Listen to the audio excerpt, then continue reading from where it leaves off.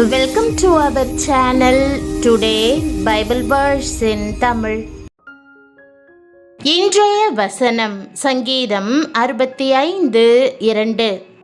கிறிஸ்துவுக்குள் பிரியமானவர்களே, நாம் ஜெபிக்கிறோம். ஆனால் நம்முடைய ஜெபம் உண்மையிலேயே கர்த்தருடைய இருதயத்தை தொடுகிறதா? ஜெபத்தை கேட்கிறவர் என்ற தேவன் இருக்கும்போது ஏன் நம்முடைய ஜெபத்திற்கு பதில் கிடைக்காமல் இருக்கிறது? இன்றைய வசனம் நம்முடைய ஜெப வாழ்க்கையை சோதிக்கிறது. நாம் உண்மையிலேயே அவரோடு ஐக்கியத்தில் ஜெபிக்கிறோமா அல்லது வெறும் வார்த்தைகளால் ஜெபிக்கிறோமா? ஜெபத்தை கேட்கிறவரே, மாம்சமான யாவரும் உம்மிடத்தில் வருவார்கள் என்ற வாக்குதத்த வசனத்தை இன்று நாம் தியானிப்போம். நம்முடைய ஆண்டவருக்கு அநேக பெயர்கள் உண்டு. அதிலே ஒரு அருமையான இனிமையான பெயர் ஜெபத்தை கேட்கிறவர் என்பதாகும். அவர் ஜெபத்தை கேட்கிறவர் மட்டுமல்ல, ஜெபத்திற்கு பதில் அளிக்கிறவரும் கூட. ஜெபத்திற்கு பதில் அளிப்பேன் என்று கர்த்தர் கொடுத்த வாக்குதத்தங்களை பாருங்கள். அவன் என்னை நோக்கி கூப்பிடுவான், நான் அவனுக்கு மறு உத்தரவு அருளிச் செய்வேன். ஆபத்தில் நானே அவனோடிருந்து அவனை தப்புவித்து அவனை கனப்படுத்துவேன். இஸ்ரவேலின் பரிசுத்தராயிருக்கிற உன் மீட்பரான கர்த்தர் சொல்லுகிறதாவது, பிரயோஜனமாயிருக்கிறதை உனக்கு போதித்து நீ நடக்க வேண்டிய வழியிலே உன்னை நடத்துகிற உன் தேவனாகிய கர்த்தர் நானே. அப்பொழுது நீ கூப்பிடுவாய், கர்த்தர் மறு உத்தரவு கொடுப்பார். நீ சத்தமிடுவாய், இதோ நான் இருக்கிறேன் என்று சொல்லுவார். அப்பொழுது அவர்கள் கூப்பிடுகிறதற்கு முன்னே நான் மறு உத்தரவு கொடுப்பேன். அவர்கள் பேசும்போதே நான் கேட்பேன். என்னை நோக்கி கூப்பிடு, அப்பொழுது நான் உனக்கு உத்தரவு கொடுத்து நீ அறியாததும் உனக்கு எட்டாததுமான பெரிய காரியங்களை உனக்கு அறிவிப்பேன் என்றெல்லாம் கர்த்தர் வாக்களித்திருக்கிறார். ஜெபத்தை கேட்கிற கர்த்தர் தாமே ஊக்கமாய் ஜெபிக்கக்கூடியவர் என்பதை தியானிக்கும் போது அது ஆச்சரியமாய் இருக்கிறது. கிறிஸ்து இந்த உலகத்தில் வாழும்போது நமக்கு முன்மாதிரியை காண்பிக்கும்படி ஜெபித்தார். நாம் பின்பற்றக்கூடிய அடிச்சுவடுகளை பின் வைத்து போனார். ஜெபிக்கிற அந்த இயேசுவை கவனித்து பாருங்கள். யார் யார் ஜெபிக்க வேண்டும் என்ற தாகத்தோடும் வாஞ்சையோடும் கர்த்தருடைய பாதங்களுக்கு வருகிறார்களோ அவர்கள் மேல் கர்த்தர் ஜெப ஆவியையும் விண்ணப்பத்தின் ஆவியையும் ஊற்றுகிறார். ஆவியானவரும் அவர்களோடு இணைந்து வாக்கு கடங்காத பெருமூச்சுகளோடு மன்றாட ஆரம்பிக்கிறார். முழங்காற்படியிடும் போதெல்லாம் என்னோடு இணைந்து ஜெபியுங்கள் என்று கர்த்தர் அழைக்கிற சத்தத்தை உங்களுடைய காதுகள் கேட்கட்டும். தனிமையாய் ஜெபிக்கும் போது நீங்கள் சோர்ந்து போகலாம். ஆனால் கிறிஸ்துவோடு இணைந்து ஜெபிக்கும் போது அந்த ஜெபம் மிகவும் வல்லமையுள்ளதா இருக்கும். கர்த்தர் சொல்லுகிறார், நீங்கள் 1 மணி நேரமாவது என்னோட கூட விழித்திருக்க கூடாதா? நீங்கள் சோதனைக்குட்படாதபடிக்கு விழித்திருந்து ஜெபம் பண்ணுங்கள். ஆவி உற்சாகம் உள்ளதுதான், மாம்சமோ பலவீனம் உள்ளது. பிரியமானவர்களே, உங்களுடைய வாழ்க்கை மறுரூபம் அடையும்படிக்கு நீங்கள் ஒரு வல்லமையான ஜெப வீரராய் மாற்றப்பட வேண்டும் என்றால் இயேசுவை நோக்கி பாருங்கள். அவரே ஜெபிப்பதற்கும் உபவாசித்து மன்றாடுவதற்கும் நமக்கு முன்மாதிரியானவர். ஜெபம் நமக்கு எத்தனை பெரிய ஆசீர்வாதம்! ஆம், ஜெபத்தின் மூலமாக தேவனோடு ஆழமான ஐக்கியம் கொள்ளுகிறோம். ஜெபத்தின் மூலமாக நாம் சுத்திகரிக்கப்பட்ட பரிசுத்தவான்களாகிறோம். ஜெபத்தின் மூலமாக அசுத்த ஆவிகளை துரத்தி பிசாசின் மேல் ஜெயம் கொள்ளுகிறோம். ஜெபத்தின் மூலமாக நம்முடைய தேவைகளை எல்லாம் கர்த்தரிடத்திலிருந்து பெற்றுக்கொள்ளுகிறோம். ஜெபத்தின் மூலமாக அநேக மக்களுக்கு நன்மையை பெற்று தருகிறோம்.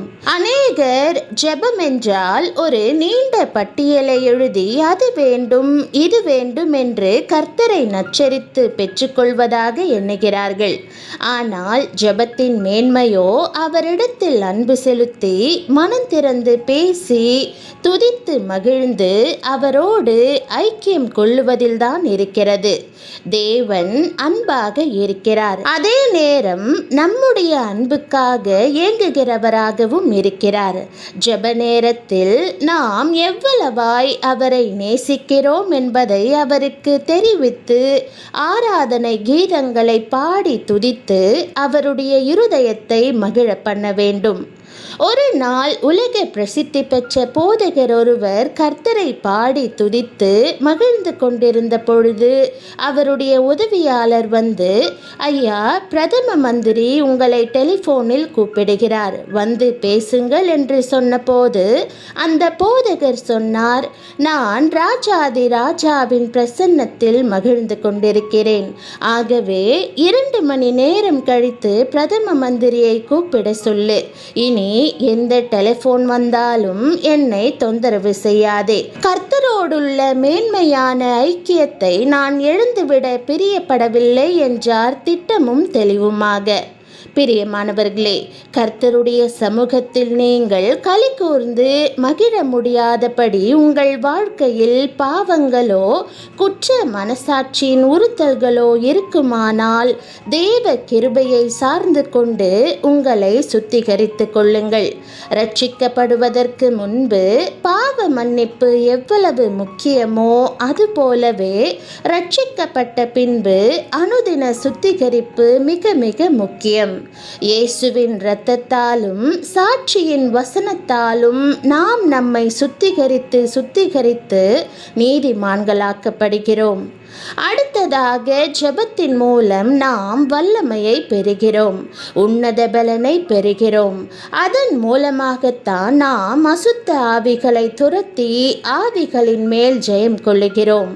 இயேசு கிறிஸ்து இந்த உலகத்தை விட்டு பரலோகத்திற்கு ஏறி செல்வதற்கு முன்பு கடைசியாக சொன்ன வார்த்தைகளில் ஒன்று, என் நாமத்தினாலே பிசாசுகளை துரத்துவார்கள் என்பதாகும். ஆம், இயேசு சிலுவையிலே சாத்தானை தோற்கடித்து அவனுடைய தலையை நசுக்கி 2000 ஆண்டுகள் ஆன போதிலும் இன்னும் அவன் நித்திய அக்கினியிலே போடப்படவில்லை.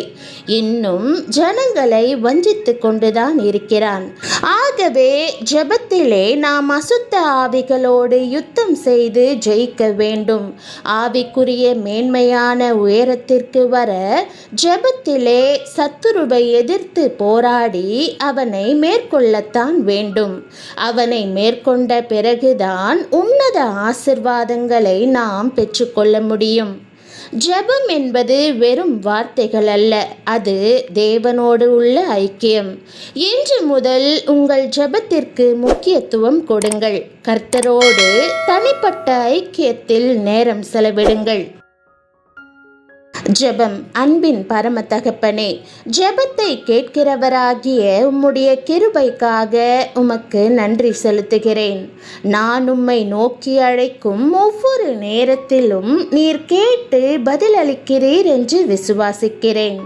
ஆண்டவரே, என் ஜெபம் வெறும் வார்த்தைகளாக இல்லாமல் உம்மோடு உள்ள உண்மையான ஐக்கியமாக இருக்கும்படி என் இருதயத்தை மாற்றும். உம்மை தேடுகிற தாகத்தையும் வாஞ்சையையும் எனக்குள் அதிகப்படுத்தும். என் பலவீனங்களில் எனக்கு உதவி செய்து உம்முடைய பரிசுத்த ஆவியினாலே நான் ஜெபிக்க வேண்டியபடி என்னை நடத்தும். நான் ஜெபிக்கும் ஒவ்வொரு நேரத்திலும் உம்முடைய சமூகத்தில் நிலைத்திருக்கிற கிருபையை எனக்கு தாரும். என் தேவைகள் அனைத்தையும் அறிந்திருக்கும் தகப்பனே, உம்முடைய சித்தத்தின்படி என்னை ஆசிர்வதித்து நடத்தும். என் வாழ்க்கை உம்முடைய பிரசன்னத்தினால் நிரம்பி வழியட்டும். என் ஜெபங்களுக்கு பதிலளிக்கும் தேவனாகிய உமக்கு எல்லா மகிமையையும் கனத்தையும் செலுத்துகிறேன். இயேசுவின் நாமத்தில் ஜெபிக்கிறேன் நல்ல பிதாவே, ஆமென்.